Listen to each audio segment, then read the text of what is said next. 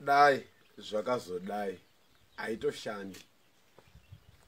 Dai zvakazodai haitoshandi. Kunamata Mwari ndo kunotoshanda. Unozwa mumwe achiti dai ndine passport.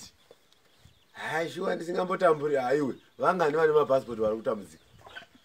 Dai ndakadzidza. Aiwa kunamata Mwari ndo kunotoshanda. Vangani vedu vakadzidza vari kutambudzika. Dai zvakazodai haitoshandi. Kunamata Mwari ndo kunotoshanda. Unonzwa mumwe achiti dai ndiri murume. Ndobva waizodini? Isu unotiita varume kutamba naye. Asi tiri kutokundikana paupenyu zvakatodaro.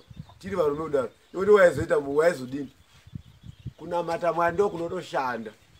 Unonzwa mumwe achiti dai asingasi corona. Zvangu zvitofa iwe. Corona yakauya rini? Yakauya zuro panei? Vamwe zviri kutofaya mucorona imomo.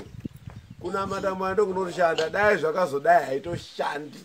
Haishandi zvamuchose. Kunamata Mwari ndo kunotoshanda. Wati